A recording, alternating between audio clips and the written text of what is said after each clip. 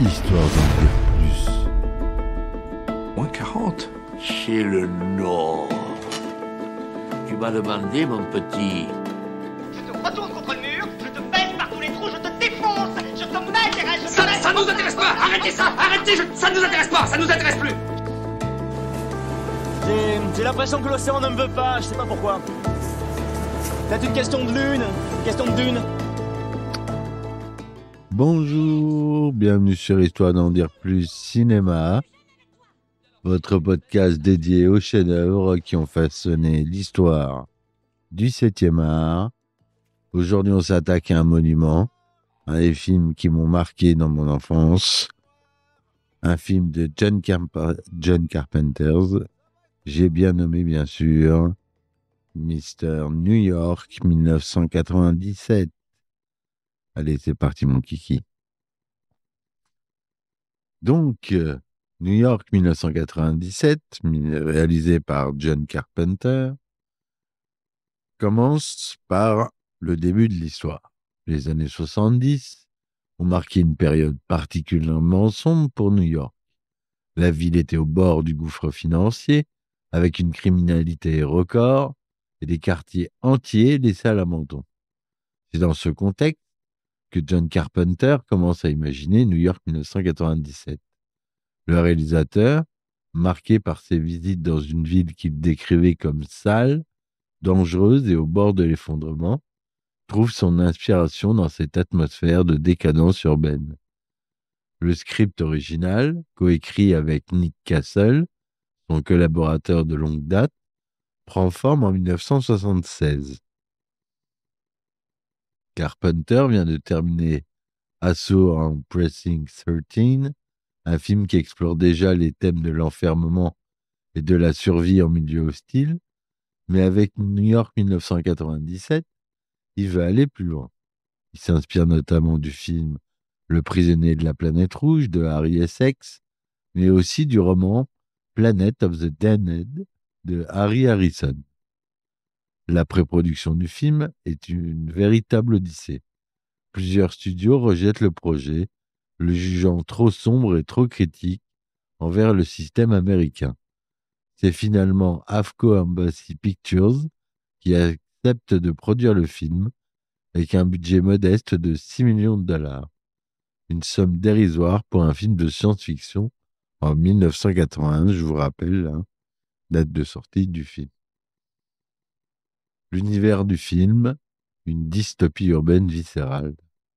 L'univers créé par Carpenter est d'une richesse exceptionnelle. Dans ce futur alternatif, les États-Unis sont devenus une théocratie autoritaire, le taux de criminalité a augmenté de 400% en 1988, poussant les gouvernements à transformer Manhattan en prison de haute sécurité. Les ponts sont minés, les murs s'élèvent à 50 pieds de hauteur, et des patrouilles de police surveillent le périmètre jour et nuit. À l'intérieur de ces murs, la société s'est réorganisée selon ses propres règles. Le duc de New York règne en maître sur ce territoire abandonné, entouré de sa cour de criminels. Les survivants s'organisent en clans, occupent les ruines des buildings autrefois prestigieux. Le métro est devenu un repère de cannibales. Broadway, un champ de bataille permanent. Donc, on a la représentation visuelle de cet univers qui est d'autant plus impressionnante que l'équipe a dû faire preuve d'une immense créativité pour pallier le manque de moyens. Les scènes nocturnes, filmées principalement à Saint-Louis et à Los Angeles, utilisent l'obscurité comme un atout, laissant l'imagination du spectateur combler les vides. Pardon, excusez-moi. Les rares scènes du jour révèlent une ville en décomposition, où la nature reprend ses droits entre les buildings abandonnés. Snake Plissken, le nom du personnage principal, joué par Kurt Russell, anatomie d'un anti-héros légendaire. Et là, il y a Call Me Snake dans le film. Pour les connaisseurs, ceux qui l'ont vu en VO, appelez-moi Snake. Snake Plissken représente bien plus qu'un simple personnage principal. Il incarne une nouvelle vision de l'héroïsme au cinéma, ou plutôt de l'anti-héroïsme. Kurt Russell, jusqu'alors connu pour ses rôles dans des productions Disney, se métamorphose complètement pour incarner ce guerrier cynique et désabusé. L'histoire de Snake est celle d'un ancien béret vert décoré, héros de la Troisième Guerre mondiale, qui a basculé dans la criminalité après avoir perdu foi entre le système qu'il défendait. Son apparence physique est devenue iconique. Le bandeau sur l'œil, le treillis militaire, les cheveux longs, et cette démarche caractéristique de Kurt Russell a travaillé pendant des semaines. Il s'est inspiré de Clint Eastwood pour la démarche et de David Bowie pour l'apparence générale. La voix rauque de Snake, son attitude désinvolte face à l'autorité, ses répliques assassines sont devenues cultes. « Je suis trop vieux pour ce genre de conneries, dit-il, préfigurant une lignée de héros d'action désabusée.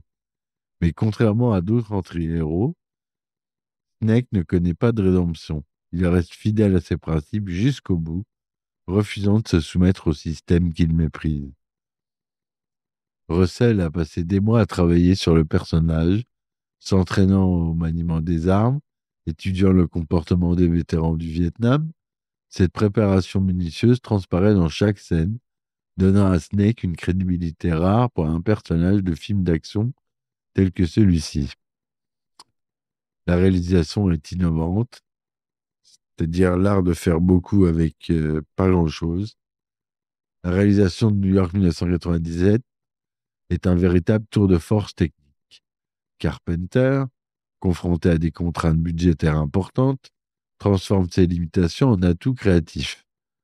Le film est tourné principalement de nuit, non seulement pour masquer les limitations des décors, mais aussi pour créer une atmosphère claustrophobe et menaçante. Les séquences d'ouverture utilisaient une animation en fil de fer pour représenter l'approche de Manhattan étaient révolutionnaires pour l'époque.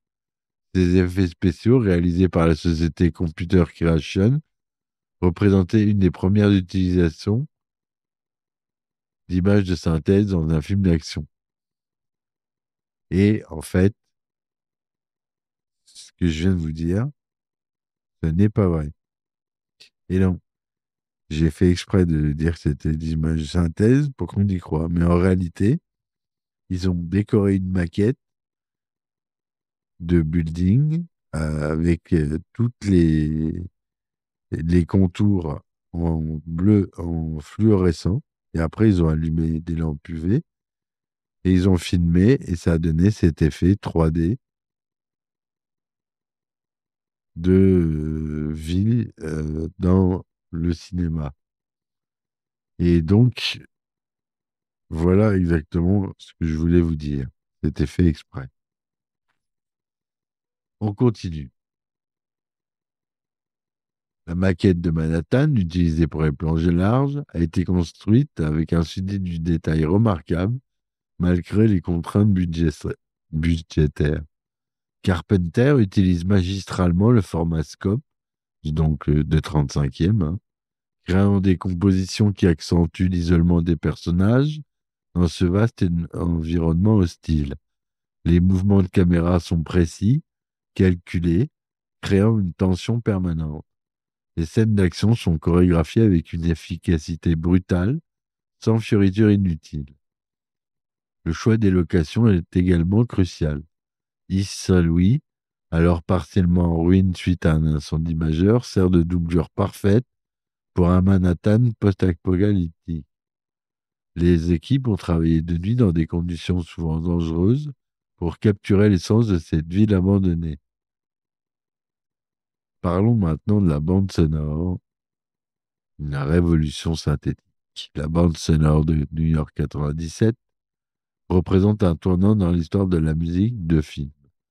John Carpenter, en collaboration avec Alan Howarth, crée une partition entièrement synthétique qui définira le son du cinéma des années 80.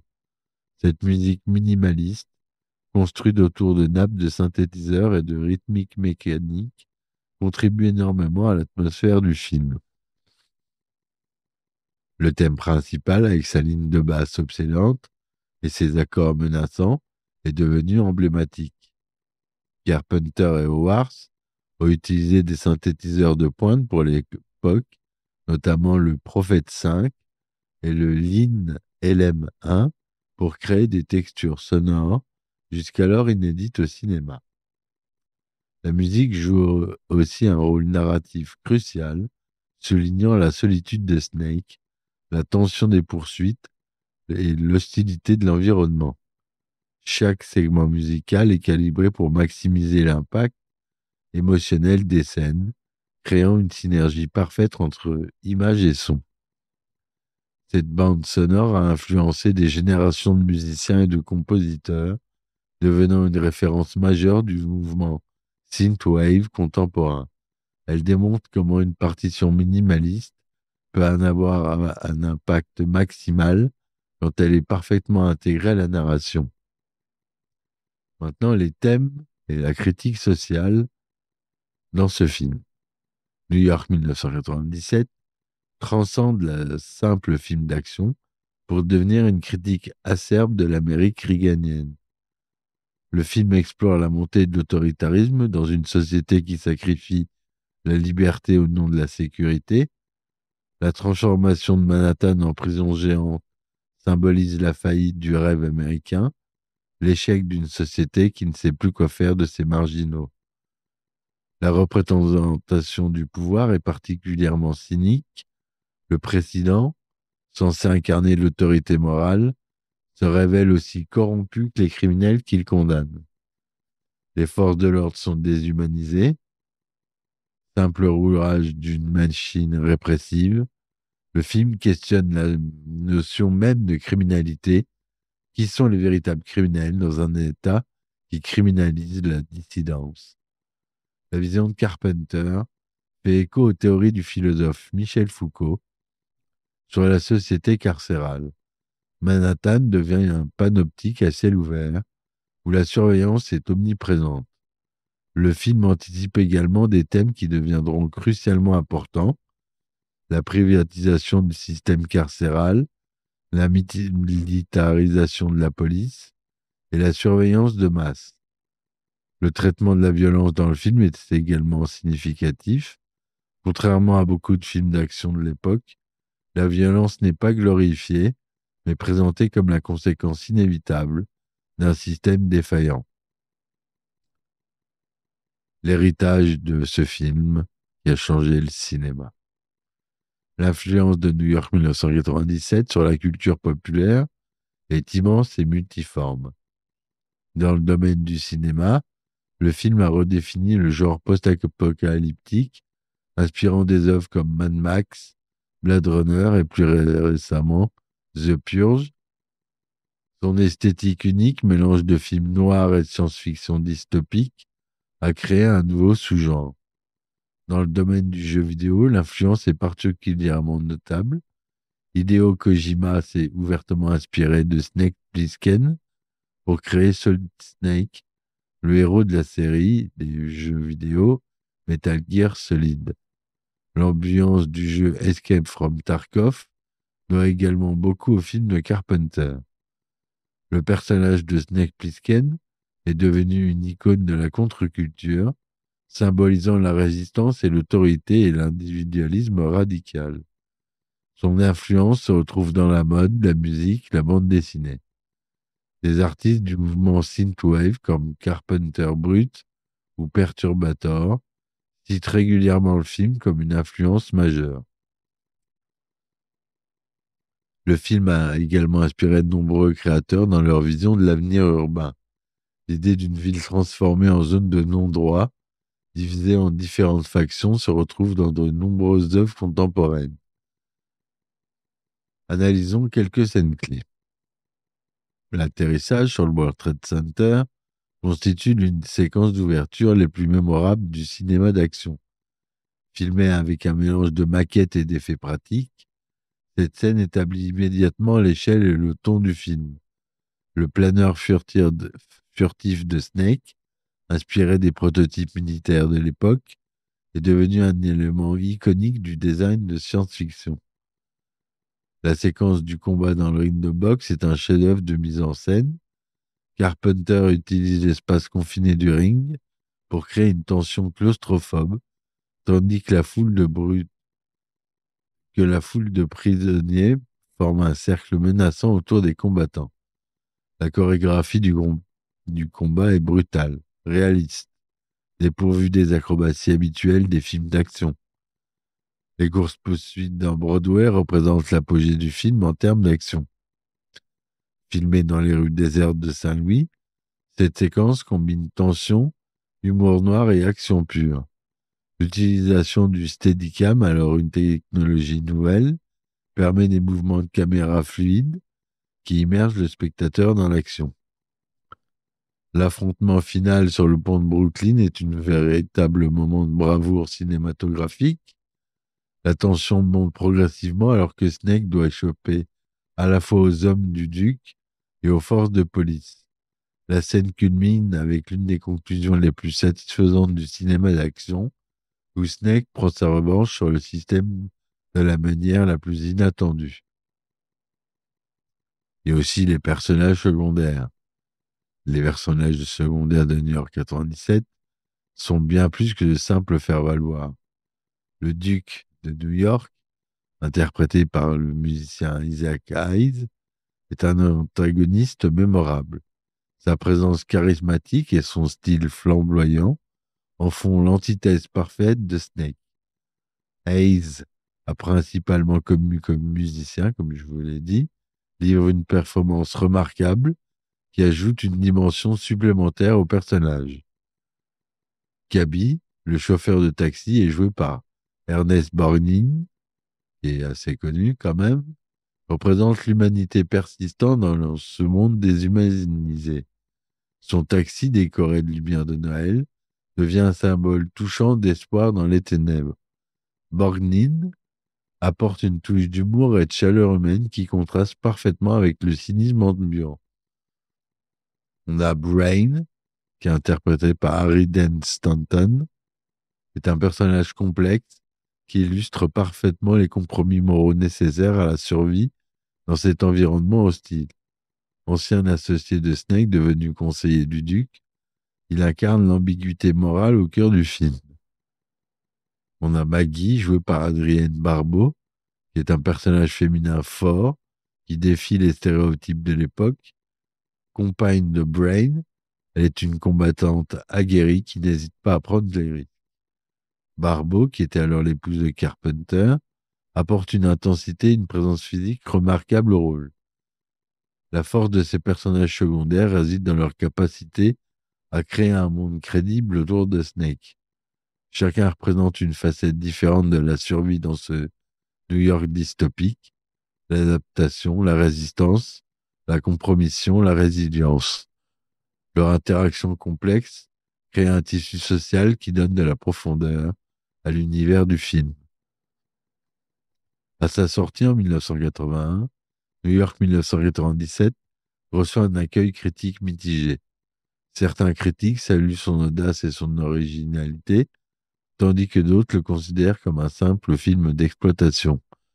Le film réalise néanmoins de bons résultats au box-office, rapportant plus de 25 millions de dollars aux États-Unis. Avec le temps, la réputation du film n'a cessé de grandir. Les critiques ont progressivement reconnu sa dimension politique et sa portée visionnaire, la représentation d'une société en déliquescence, d'un État autoritaire qui sacrifie les libertés individuelles au nom de la sécurité, et cela résonne particulièrement avec les préoccupations contemporaines. Le film a connu une seconde vie grâce au marché de la vidéo, devenant un véritable phénomène culturel. Les nouvelles générations de spectateurs ont découvert et adopté son esthétique unique, son ton cynique et son protagoniste charismatique. Les sorties successives en DVD, Blu-ray et maintenant en 4K ont permis de préserver et de mettre en valeur la qualité visuelle du film. La suite, Los Angeles 2013, sorti en 1996, n'a pas réussi à capturer la magie de l'original, malgré le retour de Kurt Russell dans le rôle de Snake. Cette suite a néanmoins contribué à maintenir l'intérêt pour le premier film et à enrichir sa mythologie. Et pour conclure, New York 1997 est bien plus qu'un simple film d'action ou d'action, de science-fiction ou d'action. C'est une œuvre qui a redéfini les possibilités du cinéma de genre, prouvant qu'avec de l'imagination et du talent, on peut créer un univers mémorable malgré des moyens limités. Son influence continue de se faire sentir dans le cinéma contemporain, les jeux vidéo et la culture populaire en général. John Carpenter a créé avec ce film un miroir sombre de notre société, une vision prophétique qui malheureusement n'a rien perdu de sa pertinence. Snake Plissken reste l'un des anti-héros les plus marquants du cinéma, symbole d'une rébellion individuelle face à un système oppressif. Voilà, je vous dis merci d'avoir écouté cet épisode de Histoire d'en dire plus cinéma. La semaine prochaine, on explorera un autre classique du cinéma qui a marqué son époque. N'oubliez pas de nous suivre sur les réseaux sociaux et de partager vos impressions en commentaire ou en mettant 5 étoiles pour faire avancer le podcast. Ça coûte rien et ça me fait remonter beaucoup dans les classements. Et ça m'aide si vous aimez mon travail. Voilà, je vous remercie d'avance. Voilà mes amis, c'était tout pour moi. Je vous dis à très vite pour un nouvel épisode d'Histoire d'en dire plus. Et ciao ciao. Histoire d'en dire plus. Moins 40. C'est le Nord. Tu m'as demandé, mon petit. Je te retourne contre le mur, je te baisse par tous les trous, je te défonce, je te mets, je Ça nous intéresse pas. Arrêtez ça. Arrêtez. Ça nous intéresse pas. Ça nous intéresse plus. J'ai l'impression que l'océan ne me veut pas, je sais pas pourquoi. Peut-être une question de lune,